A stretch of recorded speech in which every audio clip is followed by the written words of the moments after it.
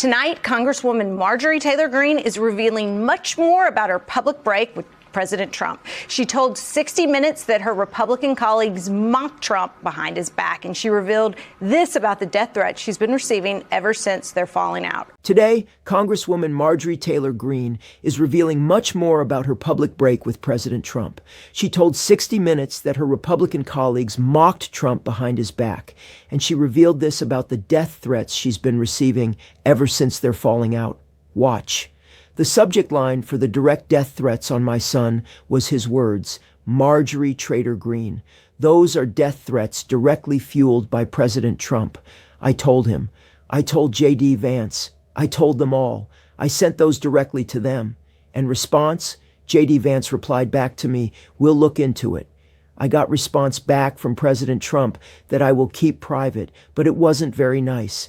Give us a hint of what the president said. It was extremely unkind. All right, folks, Marjorie Taylor Greene is revealing much more about her public break with President Trump, and this story is getting more explosive by the day. She went on 60 Minutes and dropped some serious bombshells about what's been happening behind the scenes since she broke with Trump over the Epstein files.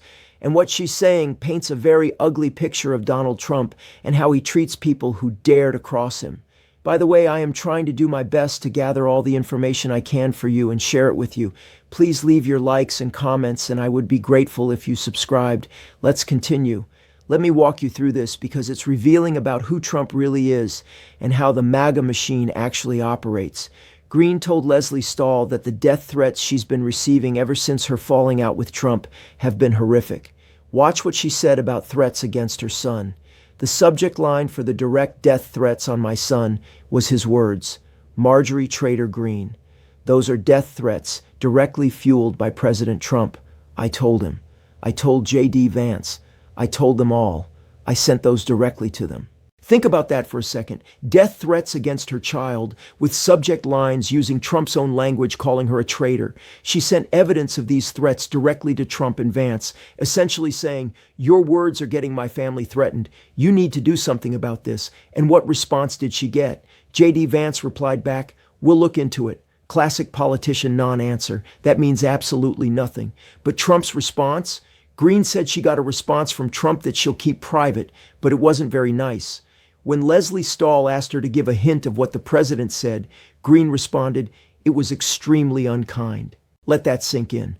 Marjorie Taylor Greene, who was one of Trump's most loyal supporters for years, sends him evidence that his rhetoric is fueling death threats against her son. And Trump responds with something extremely unkind rather than any concern, any attempt to calm his supporters, any acknowledgement that maybe he shouldn't be calling her a traitor when it leads to her family being threatened.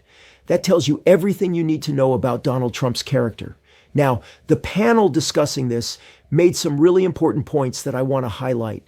This does not sound like Greene is going quietly into the night. This sounds like a woman who has ammunition, and she's angry and she's going to tell her story. And it's not a very flattering one to Donald Trump. And honestly, good. If she has information about Trump's corruption, about the Epstein files cover-up, about how he operates behind closed doors, she should absolutely share it. But, and this is important, there's a lot of justified skepticism about Greene's timing and motives here. One panelist pointed out that it's awful Greene and her family are going through these threats. But at the same time, we all watched the last 6 years of Marjorie Taylor Greene encouraging that same sort of behavior towards Trump's critics, towards school teachers who supported their LGBTQ students, towards librarians, doctors, anyone who contradicted the Trump agenda. That's a critical point. Greene spent years weaponizing Trump's base against other people, pushing conspiracy theories, amplifying attacks, encouraging the exact kind of behavior that's now being directed at her. She was fine with it when the targets were people she disagreed with. She's only speaking out now that she's the target. That doesn't make what's happening to her okay, but it does raise questions about whether this is a genuine moral awakening or just self-preservation. Another panelist noted that there's been rank hypocrisy within Republican ranks for years, where most of these people don't actually believe what they're saying, but stick with it because they're afraid of a primary challenge or a mean Truth Social post. Green had years to speak out about this. She saw it happening to others, but she's choosing this moment to come forward when there are early signs that 2026 might be a blue wave election, when she's already made her millions, secured her pension, and can exit with financial security. The timing is convenient for her. That doesn't mean what she's saying isn't true or important, but it does mean we should be clear-eyed about her motivations. This isn't purely about principle. There's personal benefit for Green in breaking with Trump right now. One panelist pointed out that Trump supporters loved that Marjorie Taylor Greene loved Donald Trump more than they cared about anything specific she was saying. She believed in conspiracy theories like QAnon, sent out tweets about weather manipulation by the U.S. government in relation to hurricanes, pushed all kinds of dangerous nonsense. But MAGA world loved her because she loved Trump with sufficient intensity. And that's the key insight. The loyalty runs in only one direction. Green was expected to defend Trump no matter what, to amplify his lies, to attack his enemies, to never question him publicly. But the moment she asked uncomfortable questions about Epstein files, the moment she didn't fall in line completely, Trump turned on her viciously. There's no reciprocal loyalty. Trump will throw anyone under the bus, even his most devoted supporters, the moment they're no longer useful or become inconvenient. Now, Green says she has zero plans to run for president, that she would hate the Senate, that she's not running for governor. She insists no matter how many times she says it, people won't believe her, and they wink at her like, "Oh, sure, Marjorie." One panelist made the smart observation that no politician worth their salt admits they're running until the day they announce the campaign. So we'll see. There could be a podcast, a talk show, a book deal. Green isn't disappearing from public life. She's just reshaping her role in it. When asked what the turning point was for Green, one panelist suggested it seems to be all related to Jeffrey Epstein. Green is described asking Trump about the Epstein files, saying, "Why won't you release them?" Trump reportedly responded, "Because innocent people will get hurt." And Green's response was, "What about the innocent people that were hurt by Jeffrey Epstein?" If that was truly the straw that broke the camel's back, if Green looked at Trump covering up Epstein files and decided that's where she draws the line, then maybe that is noble. But we need to know more. Was it genuinely moral conviction about protecting Epstein's victims? Or was there some other political calculation? That's why one panelist joked about hooking her up to a lie detector during interviews. But here's what we know for certain. Green was completely loyal to Trump until this Epstein issue. She defended him through everything: the insurrection, the election lies, the chaos, the corruption. But when she started pushing on Epstein files and Trump refused to release them, when Trump gave that answer about protecting innocent people rather than focusing on Epstein's victims, something broke for Green. Whether that's genuine moral awakening or political calculation, she's now speaking out and causing problems for Trump. The show also covered Trump commenting on the Netflix-Warner Brothers merger on the red carpet at the Kennedy Center Honors. Trump said Netflix has a very big market share, and when they have Warner Brothers, that share goes up a lot. I don't know. That's going to be for some economists to tell, and I'll be involved in that decision too. Think about that last part. I'll be involved in that decision too. That's the president saying out loud that he personally will be involved in deciding whether a private business deal gets approved. That's not how it's supposed to work. There are regulatory processes, antitrust reviews, legal standards. The president isn't supposed to be personally deciding corporate mergers based on whatever criteria he wants. As one panelist noted, that's the quiet part out loud. And there's reporting that the CEO of Netflix met with Trump in November and told him about this planned acquisition. So Trump knew it was coming, and now he's publicly saying he'll be involved in the decision. That raises obvious questions about what was discussed in that meeting, what promises or understandings might have been reached. One panelist joked that if we see a very flattering docuseries on Donald Trump coming out of Netflix, we'll know what happened. But that's not really a joke. That's exactly how this works now. Any major company that wants to get something done, their fastest path is talking directly to the president and making some kind of arrangement. Skip the regulatory stuff. Get around laws meant to protect consumers and ensure fair markets. Just go straight to Trump and work something out. That's oligarchy in action. That's corruption. That's the president using his power to benefit companies that benefit him personally, whether through favorable coverage, financial arrangements, or other considerations. And it's an absolutely heinous precedent to set for this nation. We talk a lot about oligarchy these days, about the feeling that wealthy people and corporations have captured government. But this is what it looks like in practice. Trump publicly saying he'll personally decide a corporate merger after meeting privately with the CEO of the acquiring company.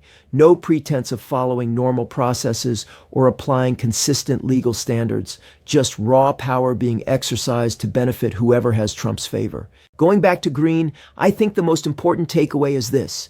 Trump's loyalty is always one way. He demands absolute devotion from his supporters, but offers none in return.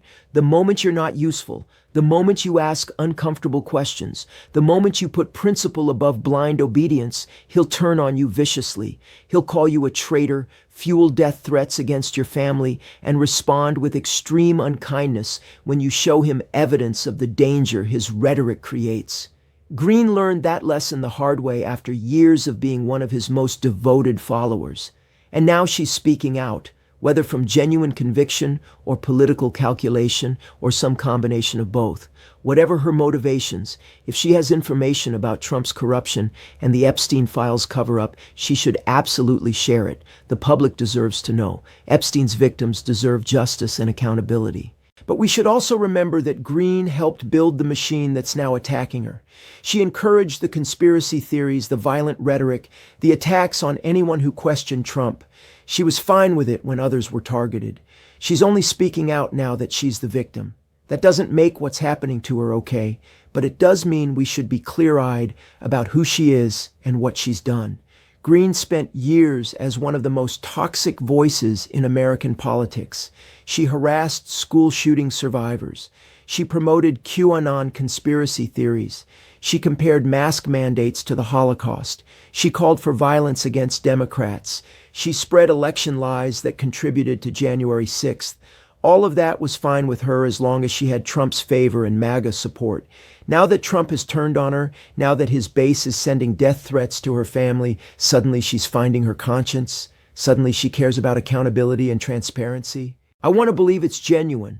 I want to believe she's had a real awakening about the danger of Trump and the cult she helped build around him. But forgive me for being skeptical when someone only discovers principles at the exact moment those principles align with their personal interest. Green is facing potential primary challenges.